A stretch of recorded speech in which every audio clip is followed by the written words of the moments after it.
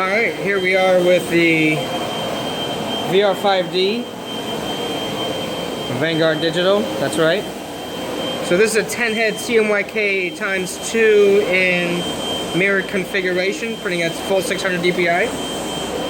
And we're also printing with white, and what we're doing right now is we're printing on a silicon carbide, or diamond for another word of saying it, blade.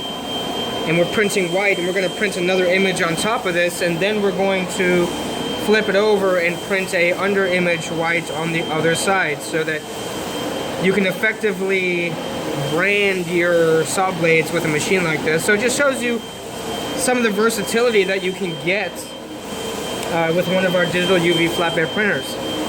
The registration is extremely good with one of these flatbeds.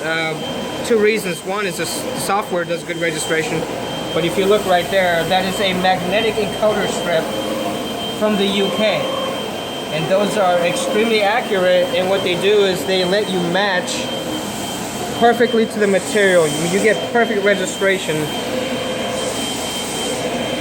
It's kind of hard because it's not going to keep focus because this thing keeps changing, but you can see how perfect that white is laying down on that saw blade.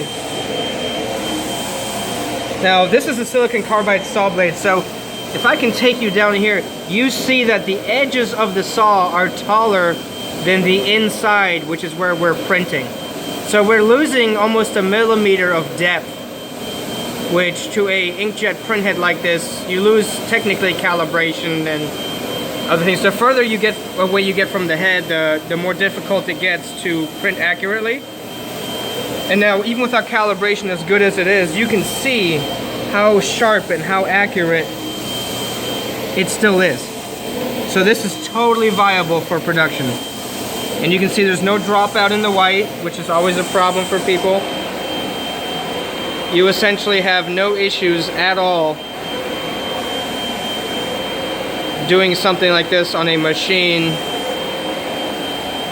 Now there's going to be an image that goes on the top of this, so white is laying the base layer, and then we're going to print an image, and then we're going to flip it over and do something similar, but you can see how cool that is. You just need to be careful in how you set this up, and that will be done in training and also in video files in the future when we have a YouTube channel and so on. But for now, that's pretty cool, huh?